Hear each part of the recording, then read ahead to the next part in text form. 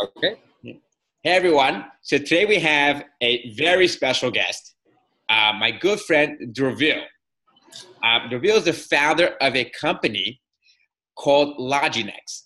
Now, if you've not heard about LogiNext, I really advise you to go check them out. You know, LogiNext, they have been called one of the top logistics and transportation companies in the world by a bunch of entrepreneur magazines.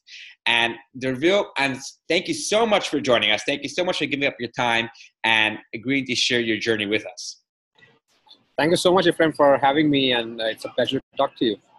Thank you. So let's jump right into it. Let's start all the way from the beginning.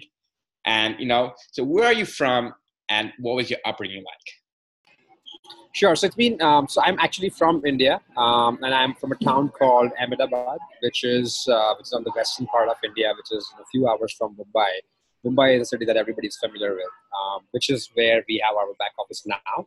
But I spent my initial, couple of decades of my life in Ahmedabad, where I kind of grew up and learned a lot from my family and from my father, where we had a family business, and that business is still active. It's about $50 million in terms of revenue, kind of a business.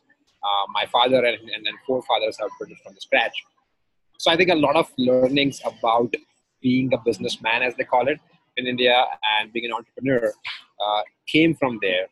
Unknowingly, right? I never had a plan to kind of get here where I am today, but unknowingly that kind of flew within me, and it was just flowing in my blood. However, when this particular business is more about textiles, printing, manufacturing, and my interest was always into more into data sciences, information technology, and computers, and so on, just like hundreds of other engineers across the world, right?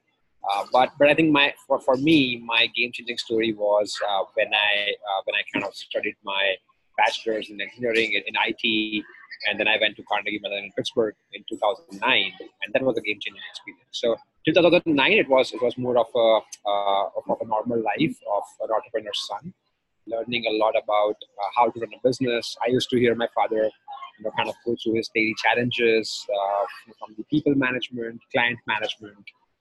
And he was a B2B entrepreneur. So I always kind of, saw how it is to handle customers, how to bring customers, how to do the marketing, and so on. So yeah, that's on a very high level. That's what I was in my childhood.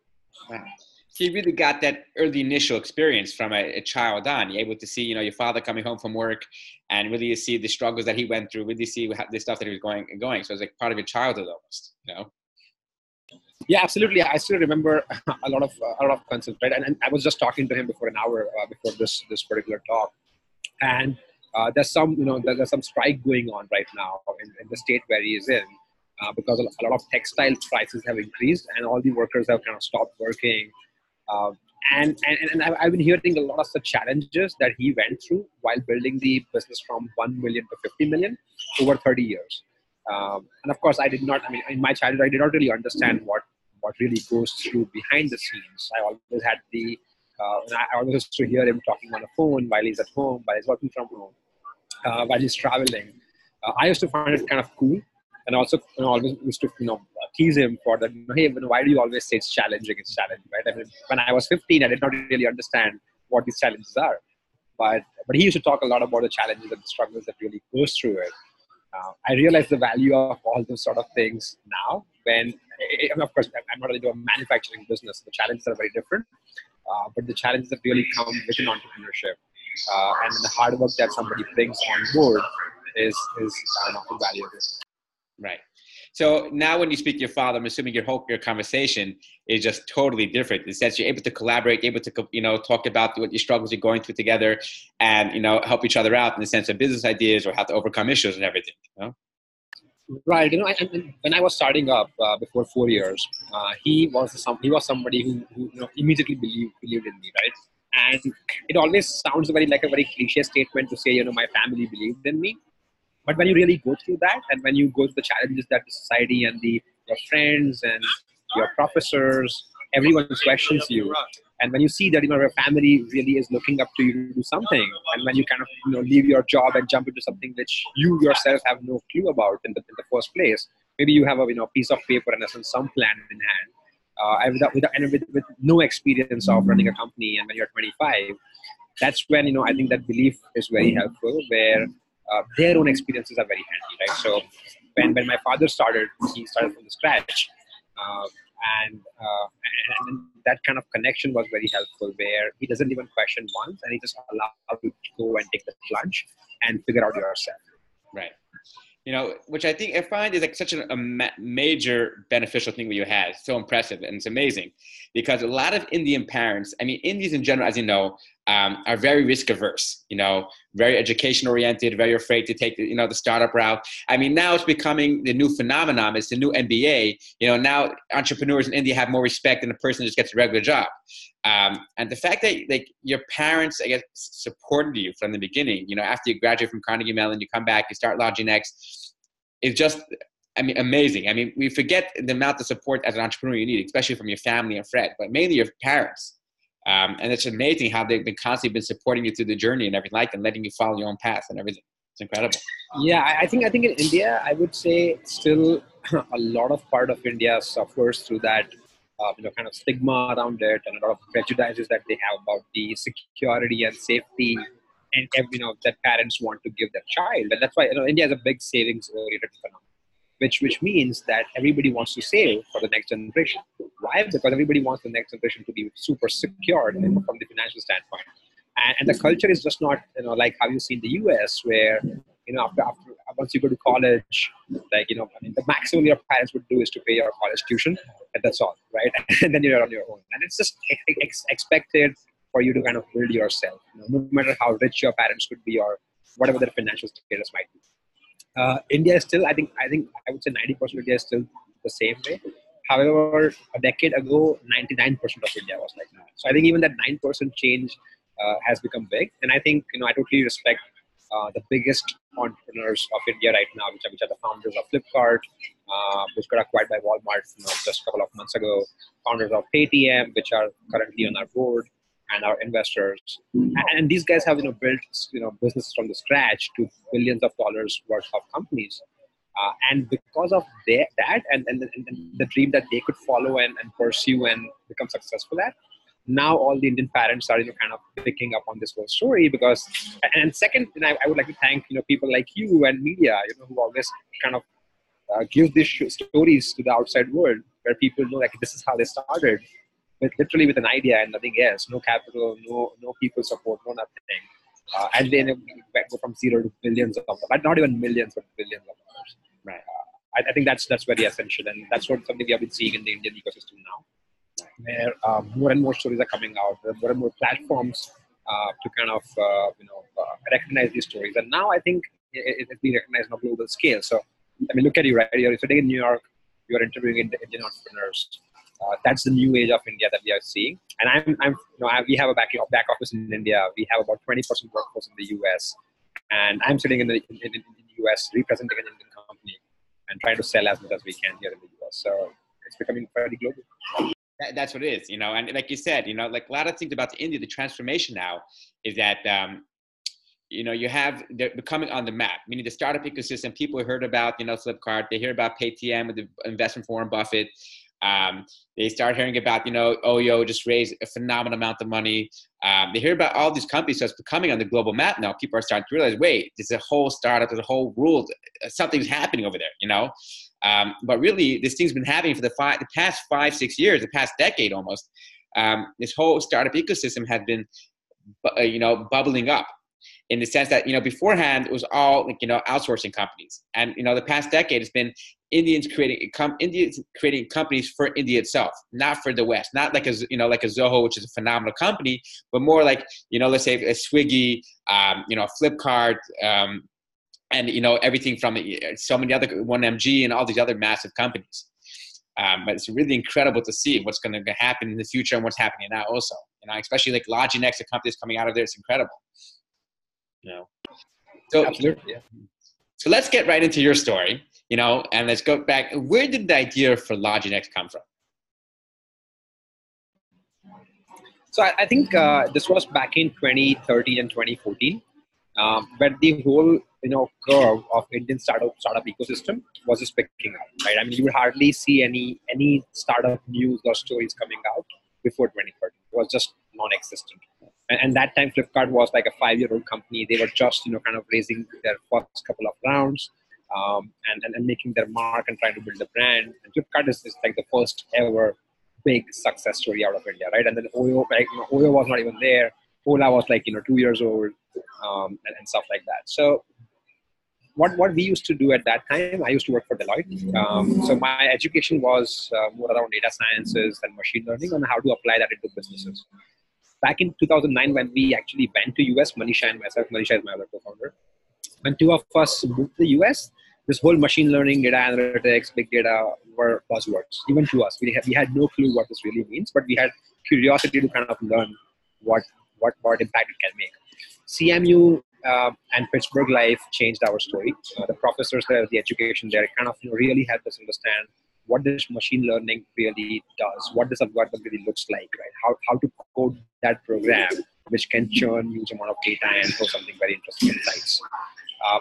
After that, I joined Deloitte. Manisha was in IBM, and coincidentally, both of us had customers in retail and logistics space, which is usually considered a very boring space to work in, right? I mean, people want to work in banks, finance, or tech companies and so on, but nobody wants to do retail or logistics or transportation. But I think that choice coincidentally just made a lot of sense for us, because businesses like Uber and Amazon were picking up and going global. Even in the US, startup ecosystem was there and matured, but it was not as widely talked about globally as it is today.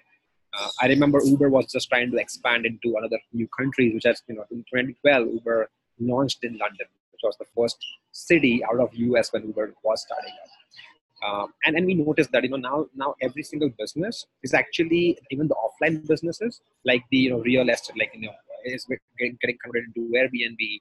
And cab, which is a very offline, boring thing to disrupt, is going online, and retailers are now going towards e-commerce, which is Amazon is leading the way.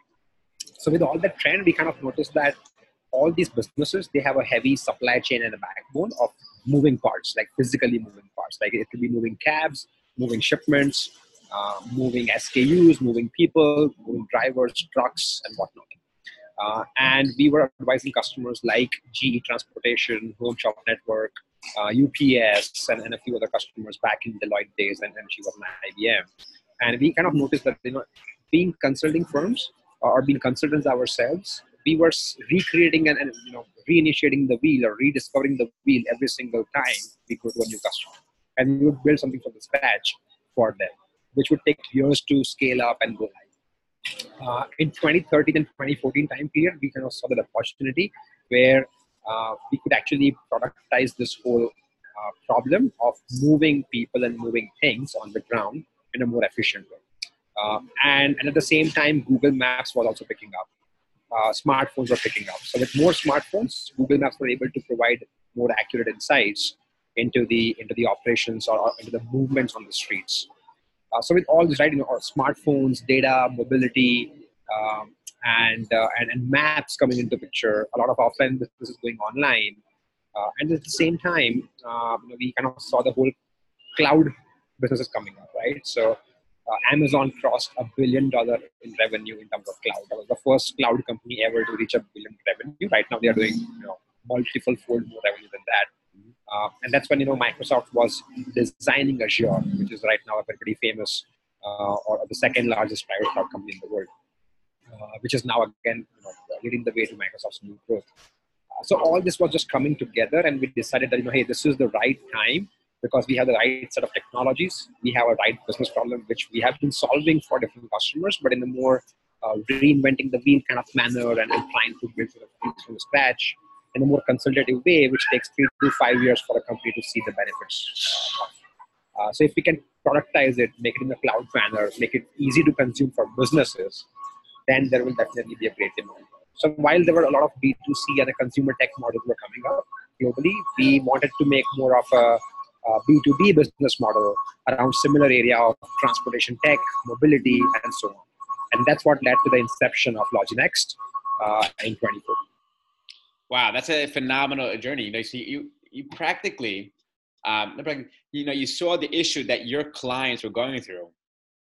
You saw the gap over there, and you went ahead to decide to create the solution. Yeah, and we always were B2B guys. So we never had, we never wanted to, it was, I think for consumer tech entrepreneurs I've heard, and I know some of them very personally, where they usually go through the problem themselves. And that's when they find a solution to, solving that problem for themselves. And naturally they end up solving for hundreds of thousands of other people. Right. We never had any such consumer kind of mindset. We've always been B2B guys. We had seen our fathers and families doing B2B businesses.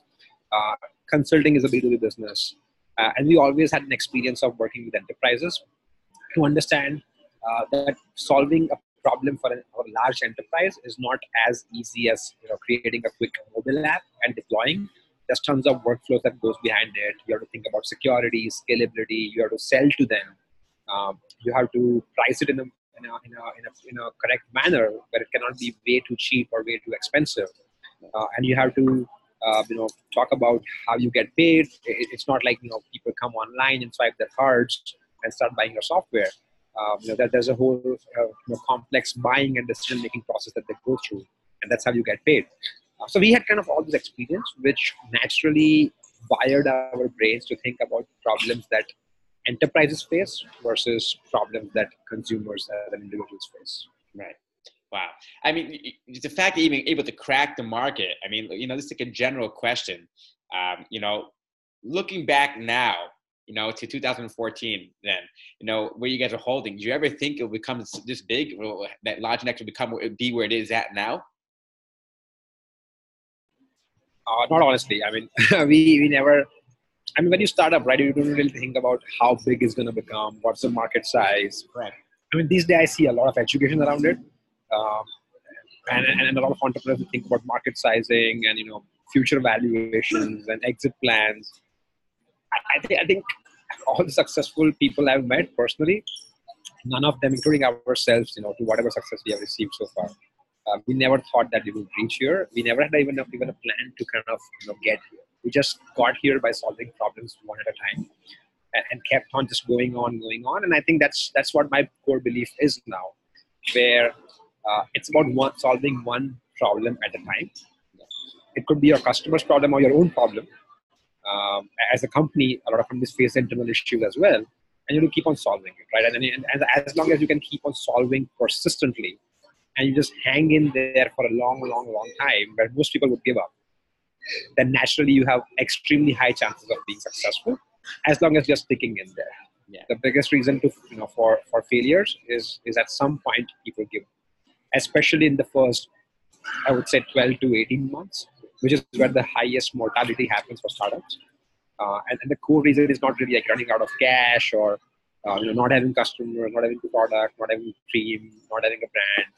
It's majority to do with founders themselves kind of giving up, that hey, this is not good, and then they just preempt that large failure beforehand itself, and they stop doing it and then move to some other jobs or something else.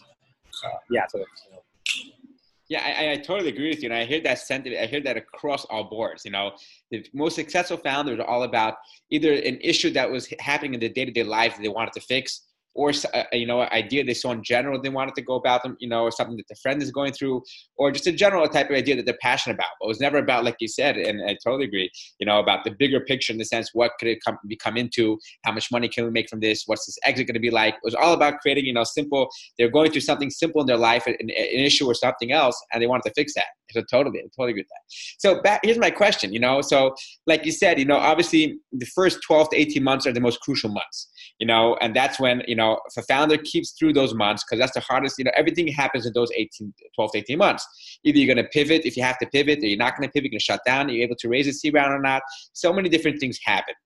So what message of hope were you telling yourself in those 12 to 18 months? Because I'm assuming you also probably went through some, who knows what type of hell. What 12 to 18, in that period of time, what message of hope, of optimism will you keep telling yourself to keep yourself alive constantly? Well, that's a great question. And honestly, I think the biggest person to tell you that message of optimism is usually not yourself, is your co-founder. And that's when it's all, always, and that's what most people say, that it's always very, very, very helpful to have a co-founder. Right, and most successful companies in the world, I think there's some statistics around it. I don't know the exact number, but to my knowledge, I think it's just more than 80% of successful companies are founded by two people, and not just one, because of that first 18 months of tough journey where you have so many self-doubts, and also where your customers doubt you, your team, your early team members doubt you. Of course, nobody comes and tells you about it, Right. but you can sense it. Your family doubts you, of course they support you, but they still have the doubt, whether it's going to work out or not.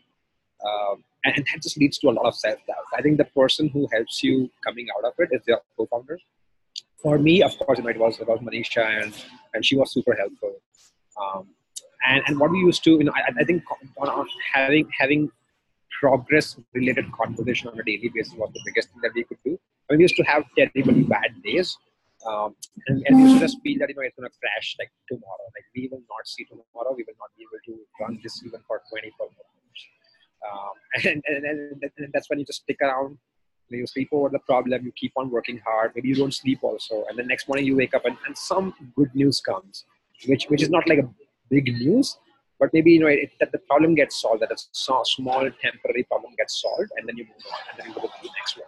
When we have had moments where we used to call our advisors. So one of our key advisors was Mark DeSantis. He used to be our professor for entrepreneurship in CMU.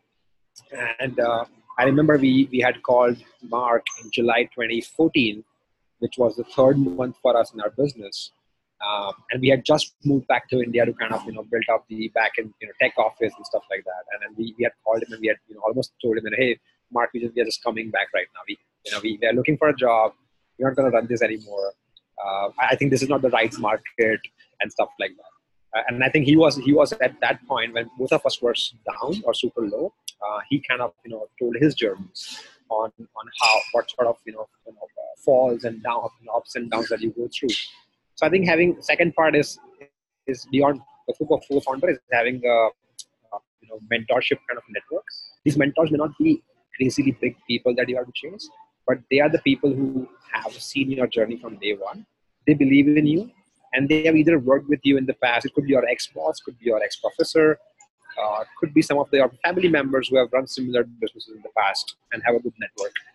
I think those sort of mentors is very important. That's the first layer of mentorship you build. And then as you grow, your mentorship network keeps on getting bigger and bigger. And you find people who have run even similar business models as yours to kind of give you the right advice and help you go through that failure point that when you feel that, hey, it's just going to crash today, and I will be able to continue. Wow, that's so powerful, so powerful. And you just touched upon a few key pointers. So the first thing is just make sure you have a co-founder. So not just someone to to compensate for the skills that you're lacking, but also to help you go through those hard times. And the other thing is a mentor. I would love to know who are your mentors. Well, first one I named already is Mark DeSantis, and we keep on naming him wherever we go because we are immensely thankful to what he has done for us, not in terms of work, but just in terms of motivation and giving us more entrepreneurial kind of advice. The second person that we found, which was in our year 2 of our journey, which also later became our investor and board member. His name is Sanjay. And Sanjay is one of our, he was one of the investors from an angel network called Indian Angel Network that we raised our first round from. And at that time, we had one more offer from one of the largest corporation of India. And then we were confused that, hey, do we want to take money from them and, shell out a lot of equity right now in the very first phase of our investment journey? Or do we go with somebody who is like a mentor to us and who helps us build our company with us? And not just believes in or it doesn't end up in a very more only revenue focused or profit focused mindset. So that's when Sanjay came in. This was 2015, and he has been ever since he has been a great mentor to us from the sales and marketing standpoint. I think he had run his own company. He had recently exited. He's one of the most active angel investors in India and in the US now. And his advice in terms of how to sell to large enterprises and their C-level people, how to engage them, has been very valuable. And of course, he's an investor also, so that's the kind of helps. He has an insider view of how exactly we are doing things and what exactly we are doing things. And then how to raise the next round, and how to, whether funding is really the most important thing you should be worried about, or you should be building a sustainable company. And usually, when investors come on board, a lot of investors focus on making sure that you go to the next round of investment somehow, so that they can ultimately exit and have more investors on board, so that they are not the only ones to do that. Versus, I think with Sanjay, I think that maturity came where he always used to help us and make sure that we focus on building a great company and not building a great investor base, which is also important, but that's not the whole only important. So that's number two. And then, I think we also had a few other people from the industry. Right now, we have a board of advisors of almost 7 to 8 people who are the industry's stalwarts. They are from logistics. They are from retail. They are the CEOs of the topmost companies across the world. And of course, the third most, the closest person to us, who I can talk about in 2016 is Vijay. Vijay is the founder of Paytm, and he's a Superman. We call him Superman. He taught us how to scale. So while Mark, taught us how to helped us with starting up, Sanjay helped us, focusing on building a company and building a customer base and building a brand. And Vijay helped us scale, right? Where his only thought is just scale all the time. That's all he thinks 24/7. And he has built an amazingly scaled organization in India, which is right now valued at more than $10 billion. Yeah. With having investors like Berkshire Hathaway, SoftBank, Alibaba, and Warren Buffett. Warren Buffett, right? The best of the investors across the world. And both of them, I think, in the Oriental world is SoftBank, and in the Western world is Warren Buffett, and both of them are investors in his company, right? So, and he's a Superman. He just knows how to multitask at an amazingly large degree. He knows how to think scale.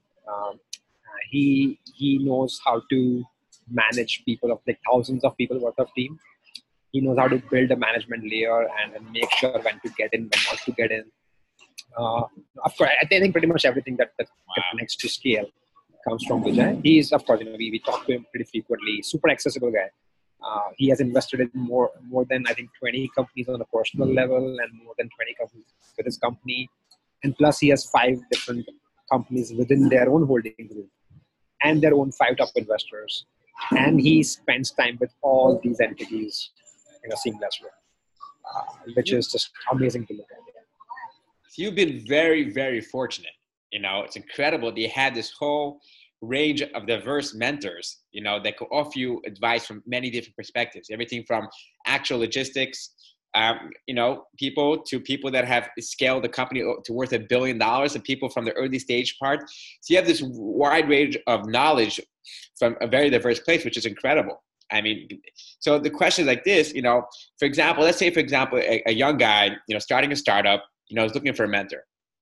What would you recommend him? Like, what would be like your top, 3 things you would say to this person, what he should look for in a mentor? Because a lot of people want a mentor, but they're like, okay, what should I look for in a mentor? Who's a mentor? Who should I choose? What should I look for? And many other different, either excuses or real, real excuses, But so what would be your top 3 things that they should look for? But that's a great question again. I was trying to organize my thoughts.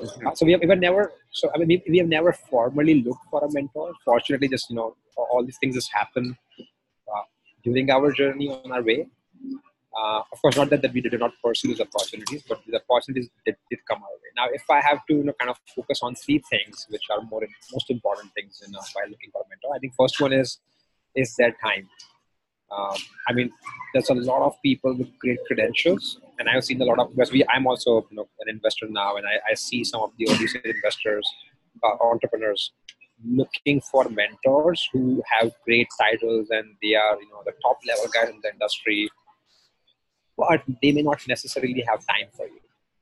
And if they are not able to give you time, no matter how successful that person might be in their own life, it is practically of no connection or of no leverage for you, right? And it's not that you want to leverage somebody's time, but that's the rapport you have to build, where the other party becomes willing to spend their time. And for successful people, time is the most important commodity. So when somebody commits their time, I think that's when you have won their mind share. So that's something I would recommend doing first, like how to win that mind share to, and having somebody who has willingness to spend time, right, and not just become your mentor for the sake of it. That's number one. And I've seen that usually people who are willing to spend their time, they do not really only, expect any financial returns or an equity returns from you. So like none of our advisors really hold any equity in our company. The other ones, right? And that's why they do not really have any vested interest with us. And I think that's a good sign to have mentors. Otherwise, it becomes very transactional in nature. That's one. Number two, the person should have had similar businesses in their past. Similar does not mean in your domain or in the product that you are building or the kind of customers you are serving, but at least to have had similar journeys in the past. For example, if I'm running a SaaS company or a B2B organization, then I would definitely want somebody who has run a B2B company. So if somebody who has never seen a B2B organization and they've only been a B2C kind of a person, they may not be able to relate to what I'm trying to do. So they should believe in your challenges. They should have more inputs for you over time. And it should not be, hey, somebody's, great at logistics right now, so let me have somebody like that, right? Because that transactional or skill-based value is very temporary. And then after 6 or 12 months, you realize that, hey, this is not the right mentor that I've always wanted. And then your risk, and the whole equation kind of gets unbalanced. Yeah, I think these are the two things that I would say, time and having a similar journey. Right. I think third is a mutual respect, right? You don't find it, it just happens, that click, that rapport, that mutual respect. Honestly, I don't have a right answer or a very great answer on how to find this respect. It just happened with us. And that's what I would recommend. If I had to tell any entrepreneur, I would definitely say that spend time on building the relationships where the respect is generated mutually on both sides over time. And that time may not be like years long of time, right? That click happens in the first few months. And if that happens, and if you're investing significant amount of your time to make sure that you seek inputs and mentorship from the other person naturally starts to like you and starts to follow your story in a more deeper way. And he gets interested. And once he's interested and he has respect for you, then he would definitely give you his time. That's somehow you have to get to that stage in the first 3 to 6 months in a relationship. And that usually ends up becoming a very long, interesting journey. Not to forget that not being overly aggressive in terms of chasing somebody or becoming too taxing on the bandwidth. Being respectful of, they also have their own things to do in their own lives. Well, I mean, those are 3 solid points. It's incredible important points. And I definitely do hope that out of this, someone's going to try to get on to you, for you to mentor them, As I definitely hope. So yes. let's tap back into this. Back to LogiNext for a second. LogiNext has a lot of success. It's been called, you raised $10 million plus. You're one of the top 50 companies out of Silicon Valley. You're one of the top logistic companies in the world, all this. At what point, and I guess in your, early part, before either when you raised the seed A or you didn't raise seed A beforehand, at what point did you feel like the company's here to stay, that you made it? Not necessarily you made it like you accomplished it, but in the sense that we're here and that we're not going to, pivot, we're not going to fail, we're not going to give up, and we're going to stay through this journey. Was it like after you raised just a seed money? Was it before, any type of series? At what point was it that you're like, we're here now? I can't hear you. Oh, sorry, I was talking on mute. Okay. I think for us, it was even before the seed money, I would say. It was somewhere in December and January where we signed up for Microsoft Accelerator. It's called Microsoft Ventures. Mm-hmm. It's a non-equity based ventures where they kind of come and help you out. And I think they help you sell, they help you build a product. And when you start acquiring the first few customers, you also lose a couple of customers and you know why you lost them. And you have a few customers and you know why you have them. That's the point when you know that, okay, I can run this company for a long, long time.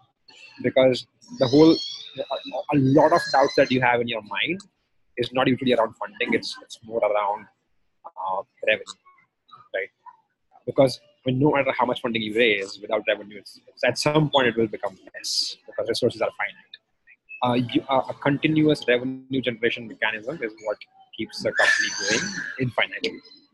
So once you have some sense of how to generate revenue in a repeatable way and what not to do to lose revenue in a repeatable way, that's the point for us at least, when we kind of realize that this model works, where there are people who are willing to come back again and again and pay me money every month to use this.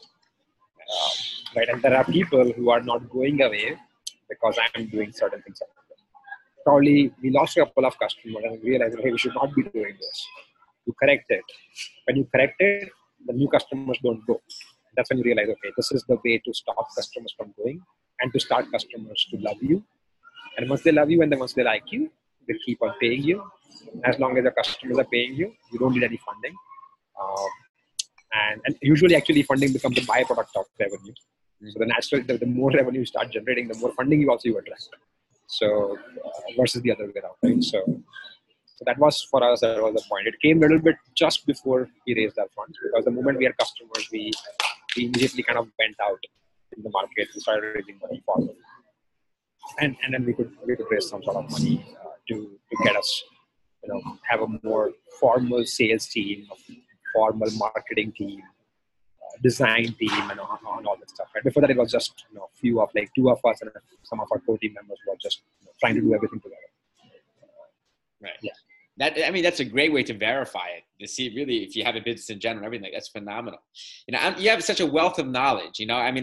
Listen, anyone listening to this should definitely check you out on LinkedIn, where you post all your stuff, and on Twitter. And I'm surprised you didn't have a blog yet.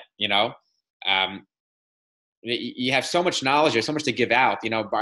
From every phase of a startup part that people should be tapping into. You have a wealth. It's tremendous. So let me ask you. So you posted a few days ago. And the question is like this. When you posted about interviewing, a handful of people, and you always ask this question. What do you believe is a key success factor for a company, right? And most people, you said, answer customer satisfaction. And then when you rephrase it to what's the key to building a successful organization, people answer employee satisfaction. I want to know what's your answer. Okay, that's a tricky question. Yeah, so actually so it depends on what you're asking, right? So to build a successful company, and again, what I say company versus organization is usually from mine, this is just my personal view. Mm-hmm. A company is an entity which is a part of a market. And for that, you need customer satisfaction. So when you're talking about a company which is a part of a market, it is customer satisfaction. And the root cause to get that customer satisfaction is employee satisfaction. But I think you cannot really start with employee satisfaction only. I think we strongly believe that employee satisfaction is one big thing to focus on. But that cannot be the first thing to focus on. I think first few people, they sacrifice their own satisfaction to build customer base, and then it repeats. And then the new people you attract, they have to be happy, and they don't want to sacrifice their happiness to build customer happy.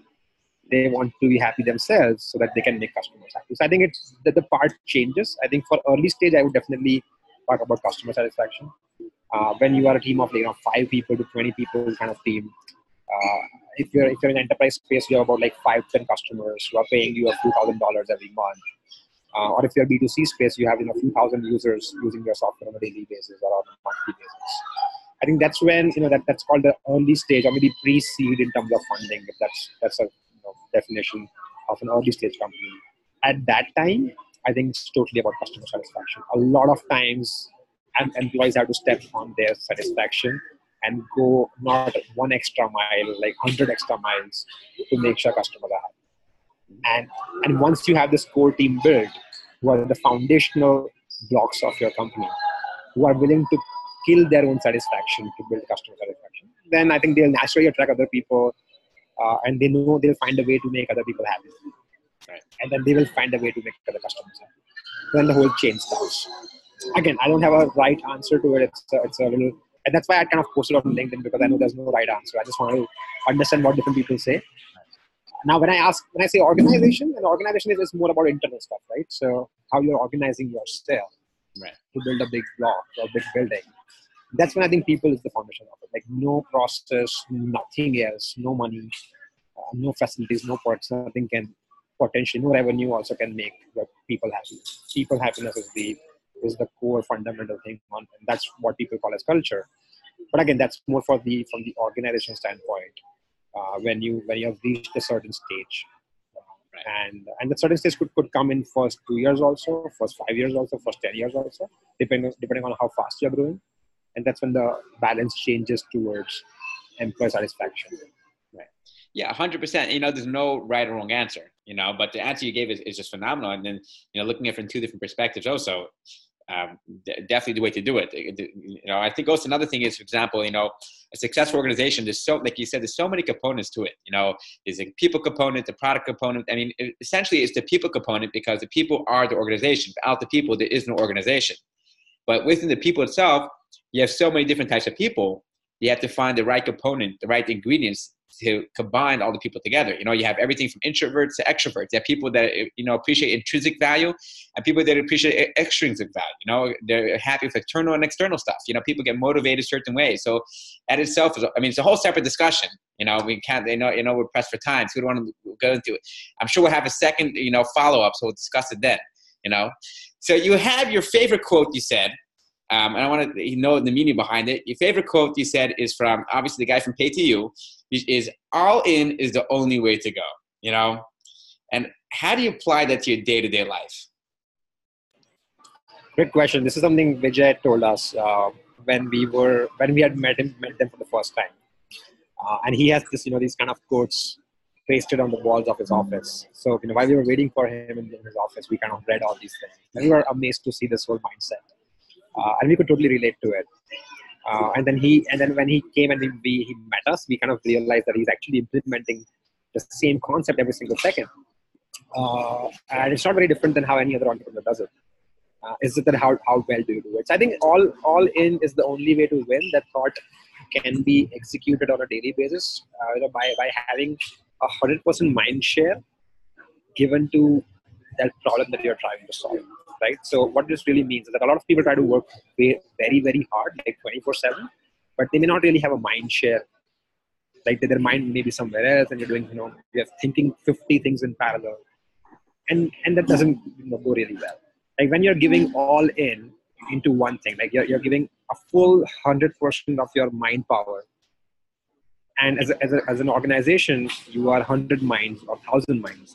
If all these 100 minds are working towards one thing, and they are giving all their mind share while they're working into that one thing, it's a guaranteed way of success. It's 100%. The toughest part is to make so many people and their minds think about one thing all the time. Mm-hmm. Right? All the time means, again, not in terms of quantity, but whenever they're working. And that sync is very difficult, which happens via transparency, communication, and other 50 things that usually different companies try to put in different ways. But that's what we have tried to do, right? We try to communicate more and more as possible. We try to make sure that people, when they're working towards the one biggest area that our company believes in, and the problem that we're trying to solve. It could be a customer problem, could be a revenue target, could be anything. But and this problem keeps on changing over time. But as long as the whole company is working towards one thing all the time with full focus, with 100% mind share, I've never seen, at least in LogiNext or at least at Paytm, the two companies that I've seen closely, that particular problem doesn't get solved. It always 100% times gets solved, no matter how complex that could be. Wow, that's brilliant! Absolutely phenomenal. So wherever you're in, be 100% in. No sidetracking, nothing. Be fully focused. There's no other way possible. Yeah, and focus, right? So that's the other simple way of putting it. Like you have to focus on one thing so sharply that it just happens, right? It has to happen. Right. It cannot not happen. So, yeah. And that's the way to think. Whatever you're in, just be totally focused. So that's like, just not just in business, but it's whatever you're doing. You're talking to somebody, be totally focused there. You're spending time with your friend or your family, solely focused there. It's everything. So, what books would you say? I guess from business books, or I guess general books, have made a profound impact on your life? Can you repeat the question? You're saying, go ahead. Which books, from a business perspective, either entrepreneurial books or just general books, have made a profound impact on your way of thinking and your way you go about? You're saying someone, like one person? No, general, different books. Yeah. Oh, books. Okay. Oh, I think I'm not a very avid reader, but lately I've been reading a couple of books very closely. And in our early days, I had read this book called "The Hard Things About the Hard Things," and a lot of people actually, they are a big believer in this book. It's a very, very famous book. In fact, I was one of the last readers of that book, I would say. But a lot of people were talking about it, and I was like, hey, I have to go in and find out. It's by, I think, it's by Ben Horowitz of Henderson Horowitz VC firm. Every single, I can't describe that actually, and I'm not a very good person at describing all this, but that book is just, it covers every aspect of an entrepreneur's journey, from 0 to 100 or 1,000 or million or billion, and every aspect of it: people, investors, product, customers, marketing, culture, hiring, firing, stress, like struggles, running out of money, every single day. It just talks about every single thing, and how every single thing kind of brings a whole wave of emotional ups and downs into a founder's life, and then how they actually went through it, and how usually they have seen other people going through it, and ultimately going and building great companies with great people, great revenue, and great product. So yeah, I think that one book has had a very profound impact on how somebody could have gathered so many thoughts and so many experiences and kind of put that into one single book. That was amazing to see, and I think I still keep that right next to my bed. So I also still I go back and open up some of the chapters, because when I read that, a lot of things were not relatable. But as in when I go in my journey, I go back and relate to a lot of chapters of the book. So I think when they were writing it, they are super seasoned people. I'm personally far away from that state right now, but a lot of chapters are really helpful. So I think it kind of also works like a Bible to us, where we kind of go back and look at the chapter and then get some more comfort, and it just gives you a lot of emotional comfort. There's no formulas in that book, but there's just so much emotional comfort when you read that, hey, this is normal. What they're going through is normal. That's what the book tells you. And it's tough. It's very, very tough, and it's normal. That's how it is for everyone. So that's what we, I kind of, that's the biggest impact that has made it. And I would not claim I'm a very big reader, so I don't have a portfolio of books I've gone through. But I know that's one part I miss a lot in my life. I still miss that I hardly get a chance to read. And I'm just trying to get better at that right now. So. Right. Yeah. But that is for sure. I mean, that's such an important, that book, for, like you said, it's a Bible. It's the start of Bible. But, whenever you get a chance to read, I guess you're a busy man, definitely, try to get as much as possible. Some incredible books out there. Like, that Ben Horowitz book is phenomenal. That's the top of the line for sure. And I think they actually wrote it. They wrote it in a specific way.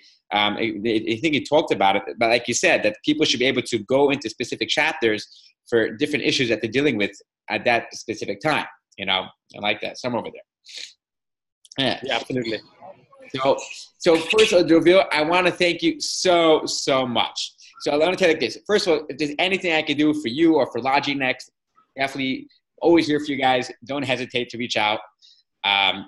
And I'm very excited to see the journey, what's going to become. I definitely know there will be, the LogiNext book by Dhruvil. There definitely will be that at some point in time. There's not even a question.